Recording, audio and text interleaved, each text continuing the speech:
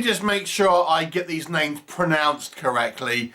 Directed by Michael Crumb and written by Gerald Crumb. And we are talking The People in the Walls. Now, this is clearly influenced by Stranger Things. It focuses on this family, primarily this young daughter.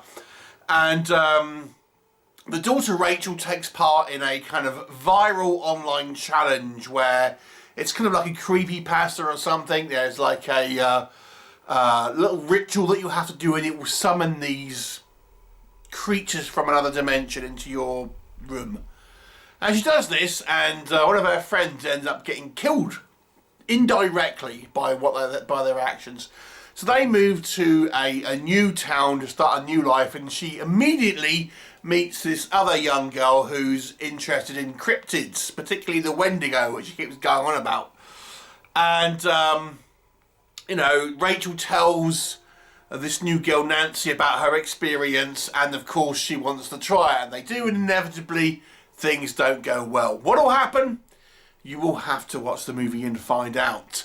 So yes, Stranger Things, we have a kind of a movie with children as the kind of the lead characters here, dealing with threats from another dimension, and we even go into the kind of this parallel dimension which looks a lot like the Upside Down.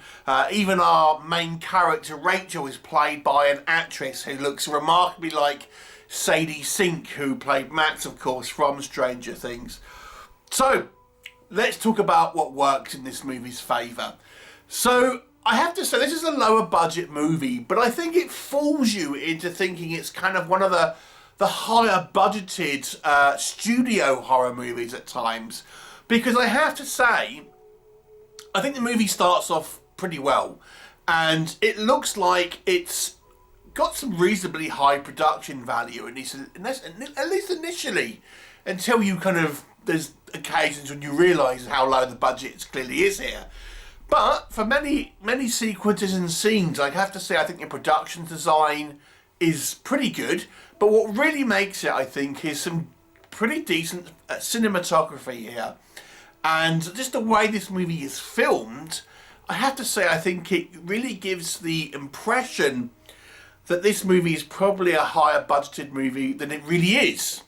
Because, you know, it looks great in regards to the cinematography, and there are some just nice shots here, and it's just a relatively well put together on a visual style when you do have to consider the low budget. And there are times, and I'm going to talk about it, where the budget does show through, but you know, you'll be forgiven for thinking it's along the lines of something like Baghead or Tarot or something like that, like a kind of like, you know, these movies are never massively budgeted, but they're kind of, compared to what this is kind of a fraction of those sort of movies. But at times, I think its quality of filmmaking makes it look like that, at least in some scenes, particularly at the beginning, I would say.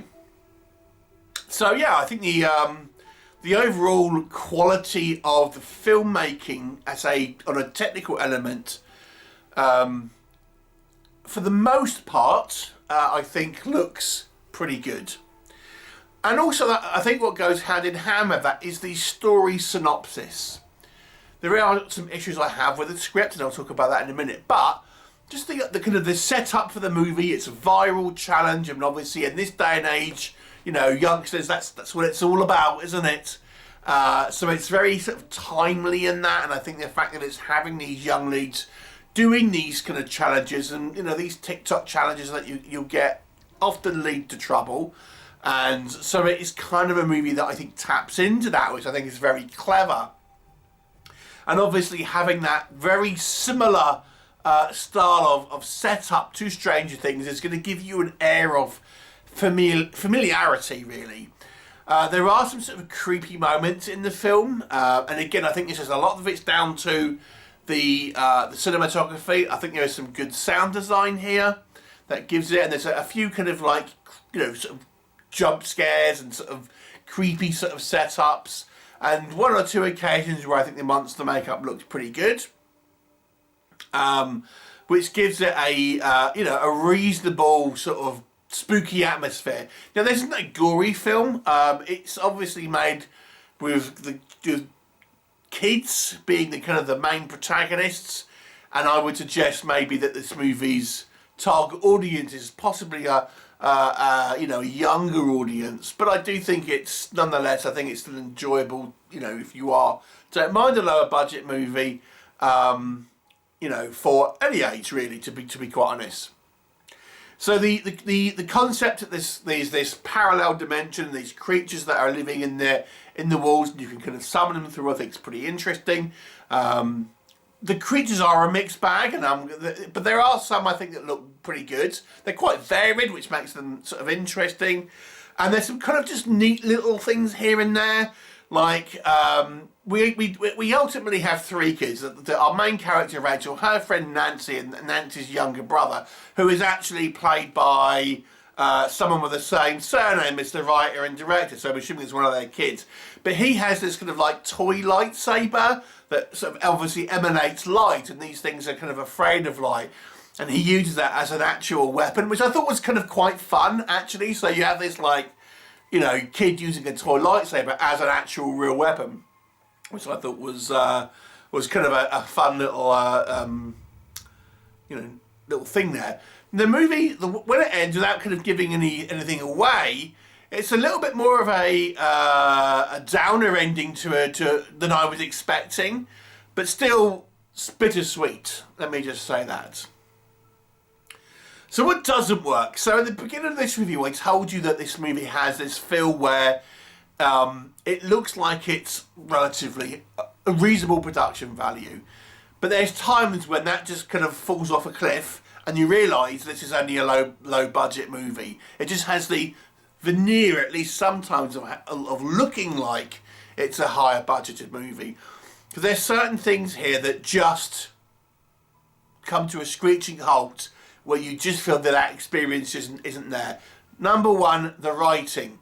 So I've said the synopsis is fairly good, and it is. But there's certain things here that I just feel needed to be a little bit more sophisticated. Like, so this girl has had she's had an experience with this kind of creature.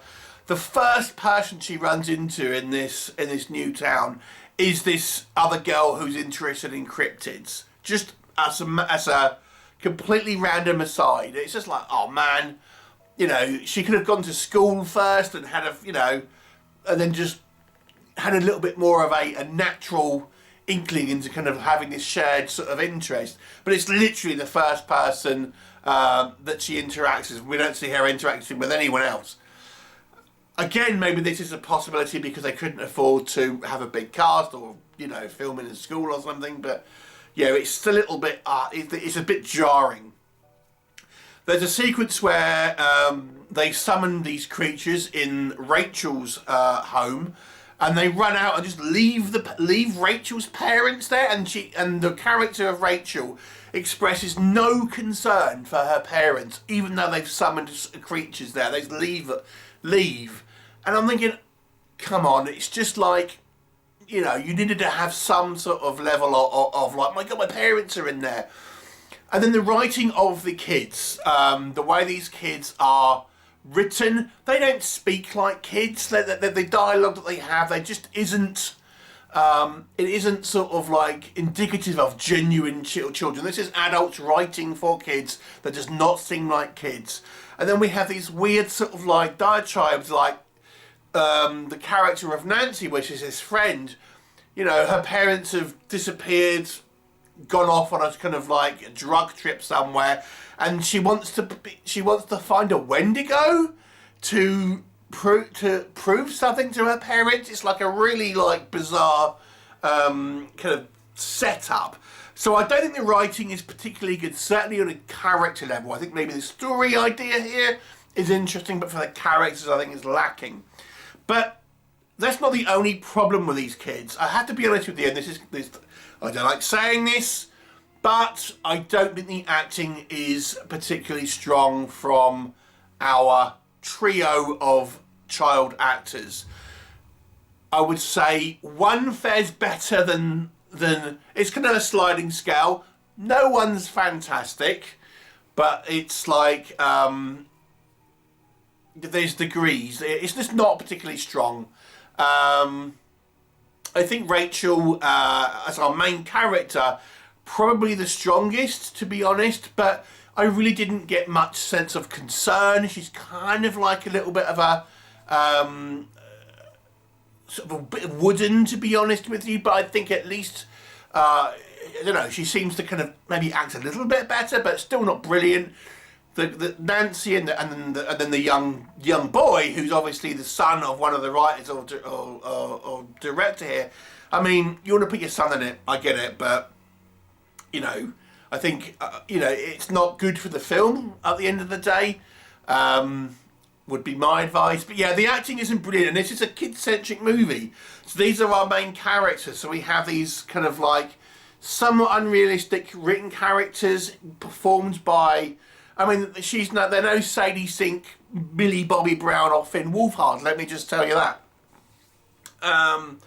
So again, it's a lower budget movie. Maybe they haven't had a lot of training. It's probably their, you know, first gig or what have you. But that's how it comes across. I've got to just be honest and say I take no pleasure in kind of critiquing child's acting, but there it is. And then we have these some of the kind of the set pieces and the creatures. Again, you'll just stop and think some of the creatures look good, but some of them look like they're made of paper mache. So it's a real mixed bag. And then we just have, I think, elements where it just kind of scenes just go on a little bit too long. They could have been a little bit more punchy, because I just feel it drags from time to time. Even in scenes which are sort of scarier scenes, it would have benefited from a little bit more of an edit to make them a little bit more punchy. So I think, generally speaking, the movie has an interesting story, and the plot points that happen in the movie, you know, I think are probably the right things to happen at a certain time. And the look of the film is fairly solid, again, especially for the budget. I mean, I would give props to go overachieving on some of this kind of like the visual. I mean, they go overboard with the old, you know, dry eye smishing a little bit, to be fair. But, you know, for the most part, I think it looks pretty good. Actually, the only other thing I would say, actually, before I forget, is although I think the sound design is fairly good, there are times here where the audio is almost inaudible, because the characters aren't projecting particularly well and things like that. So there's a couple of audio issues just in regards to, I think, some of the dialogue sequences. But you know, it's a real pits and troughs, this movie, I have to say. For the budget, I think it looks really good, and I think the story is solid. But it's just the characters within it and certain things within the film where it's just, it could have been sharper. I think it needed to have a little bit more of realistically, a little bit more of a character work done and things like this. I think more time should have been spent with the parents, especially the mum, who I think got precious little characterization. And I think that would have made it a more well-rounded film in general. But overall, I wouldn't say it's a bad film. It's worth a watch if you can accept that this is a lower budget film, and you know, not everything's going to be firing in all cylinders. But it's an enjoyable film. I think the story is interesting. I'll give it a 5 out of 10. Have you seen it? What did you think of it? Please do leave me a comment, and I shall look forward to seeing you next time.